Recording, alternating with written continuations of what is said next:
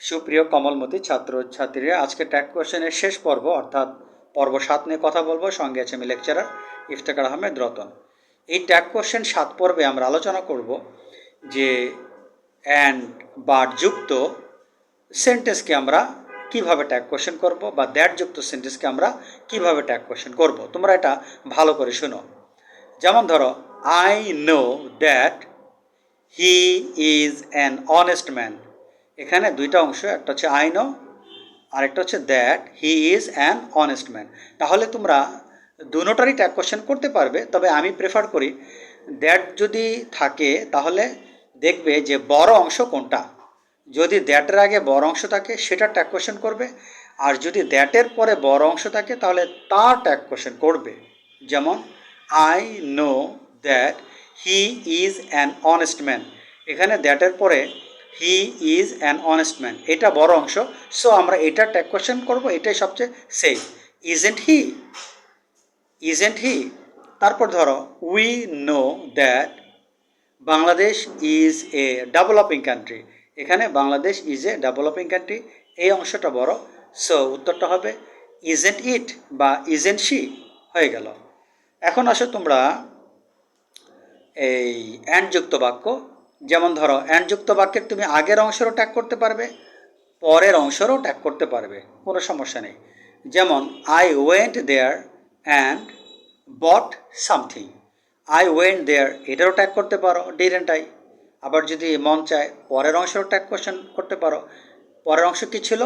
And but something, ওই একই উত্তর, ডিডেন্ট আই। আবার ধরো, he comes hair and learns with me. He comes hair and learns with me, এক্ষেত্রে তুমি আগের অংশেরও ট্যাগ করতে পারবে, পরের অংশেরও ট্যাগ করতে পারবে। তাহলে ডাজেন্ট হি, ব্যাস হয়ে গেল। বাটযুক্ত সেন্টেন্সের ক্ষেত্রেও একই নিয়ম। যেমন ধরো, he tried but he failed. ইচ্ছা করলে হি ট্রাইড এরও ট্যাগ করতে পারবে, ইচ্ছা করলে বাট হি ফেইল্ড এরও ট্যাগ করতে পারবে। তাহলে উত্তর হবে ডিডেন্ট হি। হি ট্রাইড এর ট্যাগ কোশ্চেন হচ্ছে didn't he, but he failed এটারও tag question didn't he. Last একটা কথা বলবো, অনেক সময় আমরা কমপ্লেক্স সেন্টেন্স পাই, তার ট্যাগ কোশ্চেন কীভাবে করব। কমপ্লেক্স সেন্টেন্সের ট্যাগ কোশ্চেন করতে হলে যেটা স্বাধীন বাক্য তার ট্যাগ কোশ্চেন হবে। স্বাধীন বাক্য, যেমন ধরো, though he is poor he is honest, তাহলে হি ইজ অনেস্ট কিন্তু স্বাধীন বাক্য, ট্যাগ কোশ্চেন এটার হবে ইজেন্ট হি। দো হি ইজ পুয়ার এটা কিন্তু স্বাধীন বাক্য নয়, কেননা এটা নিজে নিজে অর্থ দিতে পারে না।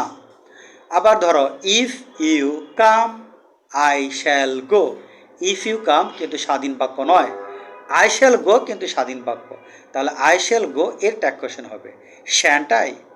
If you help me, if you help me I will help you, তাহলে আই উইল হেল্প ইউ এর ট্যাগ কোশ্চেন হবে ওন্ট আই।